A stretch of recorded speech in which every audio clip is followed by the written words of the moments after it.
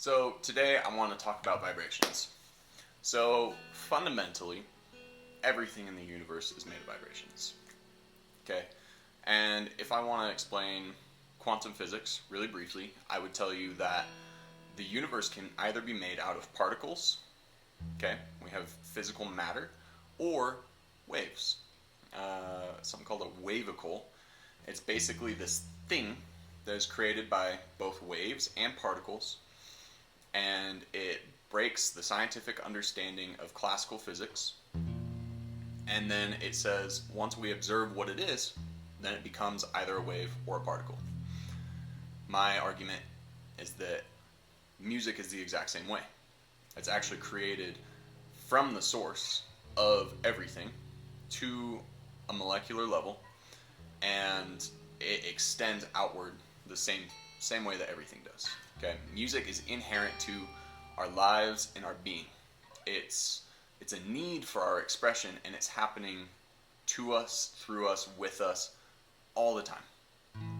Okay, and I've heard people before say, I'm not a musician. I don't make music. I can't make music. I have an ugly voice or whatever. Okay, and there's some truth to not having enough knowledge in order to completely grasp something to the point where you can perform something with due practice.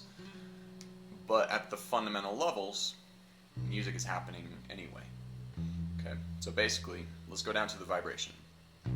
Sound is vibrations being registered by your ear. Okay, if a tree falls in the woods and no one's around to hear it, does it make a sound? No, it vibrates. It makes a sound once something perceives that sound. It's basically a distortion. It's a distortion of what you are registering through your body, and that's what your ears do. The eardrum acts as a little palette. Vibrations come in, and it bounces off, and it recreates that vibration, I think. Okay. So, depending on how fast or slow a vibration goes, you will have a change in pitch. Okay, so here is a low pitch with a low vibration.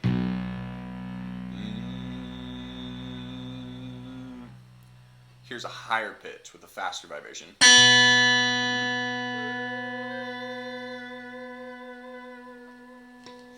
Okay, so the speed at which a vibration moves is going to determine what type of sound that you're hearing. Okay, and also the shape of the vibration is going to determine what you're hearing. Okay, so here on a steel string guitar, you're actually hearing the vibration through the steel strings, as well as through the wood, through the magnets, through the cable, through the amp, and you're getting a whole myriad of sounds that are compiling into what you're hearing as music.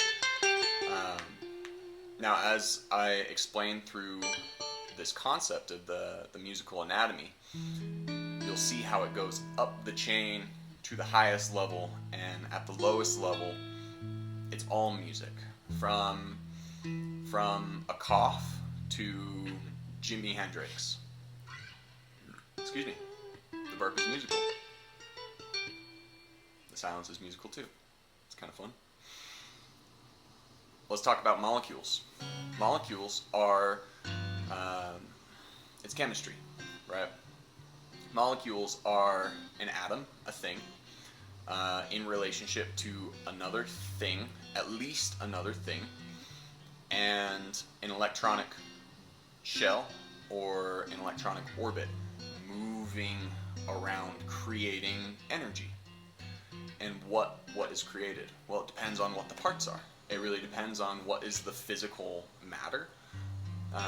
It depends on the speed of the vibration, which is in relationship to the physical matter, and the relationship between the parts that make the matter. Okay, we have the particles, the matter, and the vibration, which is emanating around and through the matter. So both are happening at the same time.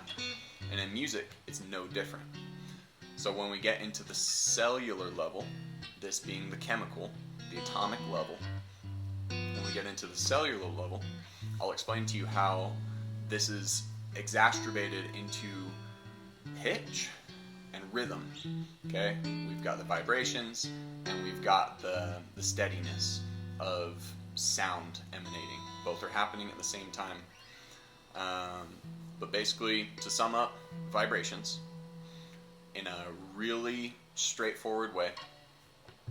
Vibrations are everywhere and they're in everything. Every physical piece of matter is vibrating. And if it's vibrating fast enough, it will make sound. If it makes sound, it can make music. That's my theory. And I would love to explain how. So, just kidding. That's the end of this video.